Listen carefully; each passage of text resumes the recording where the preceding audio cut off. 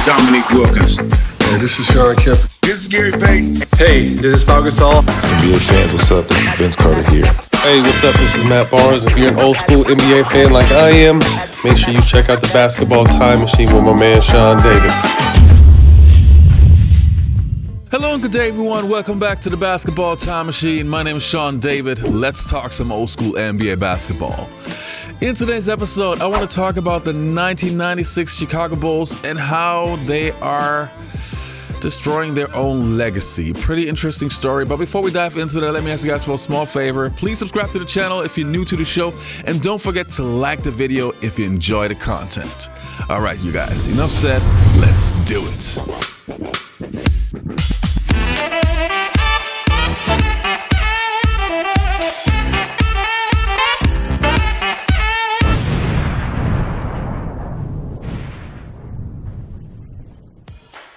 The 1996 Chicago Bulls were my favorite team of all time. Now, obviously, they were a very successful team. They won the NBA championship and they won 72 games. But that's not only the reason. If you are a fan of pure basketball, of beautiful basketball, then you have to love that team. They were basically the perfect combination of everything. They had the best three-point shooter in Steve Kerr, but they also had many of the greatest passers of their position. Now, Scottie Pippen, obviously, Michael Jordan, who is a very much underrated passer, Luke Longley, who was a great passer for a big, Toni Kukoc, who was a sensational passer for his position. So you had many unselfish players on that team, and yeah, the triangle offense obviously was also pure beauty. And there were so many reasons why I just love watching this team. Also, of course, they were a sensational defensive team with Harper, Dennis Rodman, Michael Jordan, and Scottie Pippen. You had four of the greatest defenders, not only of the 90s, but probably of all time.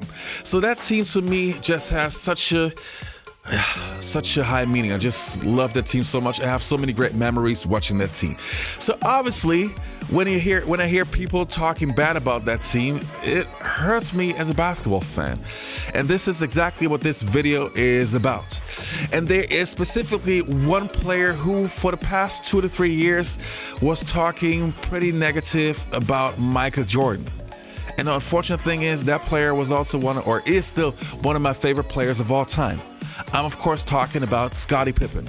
Now, where does that come from? Now, we all have to think back when the Last Dance documentary came out. Now, obviously, it came out during the Corona time. Everybody was super hyped about that documentary, and it was basically the greatest thing that happened to us as a basketball fan, having the chance to watch basically 10 episodes of the Chicago Bulls. And the thing that rubbed Scottie Pippen the wrong way was that it turned out to be more of a Michael Jordan documentary than a Chicago Bulls documentary, which I understand from Scottie Pippen's standpoint. Scottie was thinking that it would be a Chicago Bulls documentary, highlighting more of the team in general. But if I would have to say percentage-wise, it turned out to be 60% Michael Jordan, 40% the Chicago Bulls, which to me was still great. But yeah, obviously, Scottie and the other guys were told something totally different. But what I did not expect was Scottie responding the way that he did. Now, what happened in the past 3 years, Scottie was bashing Michael Jordan like crazy, basically going on so many NBA shows and talking about Michael in a very, very negative way. And it got even worse and worse. It got to a point where Scottie seemed to be bitter. And this to me is something that I really, really feel sad about, because Scottie to me was not only a great player, I also wanted him to be a bigger man dealing with this situation in a different way. Now, as I told you, Scottie was on many shows, but a couple of days ago, I found an interview of Scottie Pippen on the Stacey King show. Stacey King was a former teammate who played with Scottie Pippen and Michael Jordan in the early 90s with the first three-peat. And the interview was basically Scottie trashing Jordan like crazy. Now, I watched the full interview. I picked out some of the, I don't want to call them highlights, but the most important points. Let's take a look. But it turned out that the NBA sort of turned their backs on the players and pretty much sold the video to Michael, or gave it to him. But as we all know, Michael has always had a different hand inside with the league. He was always dealt with separately, differently, and however you want to break it down. So that's really what it all boiled down to at the end of the day. one of the things that really came through loud and clear was how mean and cruel that Jordan could be to his teammates. I know that in talking to Stacy and so many guys on those 90s teams, they always say that Scottie Pippen was our favorite teammate because he was supportive and he cared about everybody on the squad. How important was that role to the success of the team where Jordan could be so heavy-handed, you were a guy who lifted the other guys up? I'll put it like this. Of all my years I played in Chicago and played with Michael, I never saw one free agent come to the Bulls and said that they want to play there with Michael. I do recall a couple of them coming there during the off season when he retired, or the 2 years that he was away from the game. So I say that to say this. The success of the Bulls came from a team. It didn't come from Michael Jordan. It didn't come from him being critical of other players. So to look at his character as a player, none of that was driving us into winning.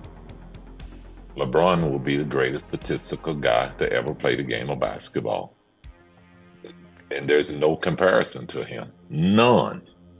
So, does that make him the greatest player to ever play the game? I'll leave that out for debating because I don't believe that there's a great player because our game is a team game and one player can't do it. Like, I seen Michael Jordan play before I came to play with the Bulls. You guys seen him play. He's a horrible player. He was horrible to play with. He was all one-on-one. He's shooting bad shots. And all of a sudden, we become a team and we start winning. Everybody forgot who he was. Now, as you can see, this is some pretty hard stuff that Scottie Pippen is talking about. And yeah, again, Scottie Pippen just trashing Michael Jordan. But this is not the only thing where the Bulls themselves are hurting their own legacy.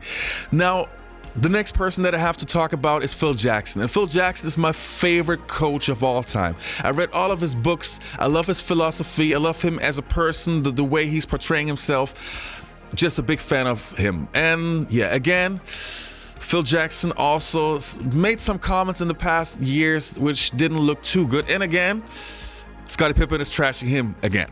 So let me show you guys what Phil Jackson said. And again, also show you what Scottie Pippen was saying about Phil Jackson. And it's just not looking good. Do you still watch a lot of basketball or no?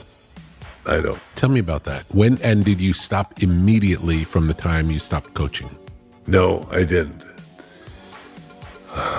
I watched some of the game evolve and decided, and they went into the lockout year and they did something that was kind of wanky. They did a bubble down in Orlando, and all the teams that could qualify went down there and stayed down there. No audience. And they had things on their back like, Justice and, I made a little funny thing like, Justice just went to the basket and Equal Opportunity just knocked him down. And somebody, I had another name for a guy who has jersey in the back of a jersey, had some other slogan. So my grandkids thought that was pretty funny to play up those names. So I couldn't watch that. And the Lakers won, actually. They won that year. And that, Scottie, I'm just going by what you said. You said you need to read between the fine lines. And then you go on to say it was a racial move to give him, Toni Kukoc, a ride. So, I mean, if you knew that Scottie Pippen had been with the Bulls from 87, battled through the Pistons, and every other team that we had to get to those 3 championships, wouldn't you give Scottie Pippen one opportunity to get a last-second shot without Michael Jordan? Like, 1 year without Michael Jordan. Can I get one shot? Like, I'm doing all the dirty work. But all of that I understand from the basketball standpoint. But when you say a racial move... Well, why would Toni, who was a rookie, get the last-second shot and you put me out of bounds? That's what I mean, racial. Like, that was Scottie Pippen's team. But Scottie Phil Pippen was on pace to be an MVP that year, right? Yeah. But have you talked to Phil about this? Because by saying a racial move, then you're calling Phil a racist. I don't got a problem with that. I wish I would have had a chance to talk to Scottie. I think, and remember, Scottie is still one of my favorite players of all time. That man is responsible for so many fine memories.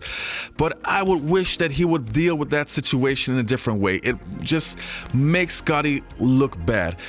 It's totally fine if you have that you feel a certain way about Michael Jordan and that you hurt. I get that, and it's totally fine, and it's okay if all feelings have their right to exist.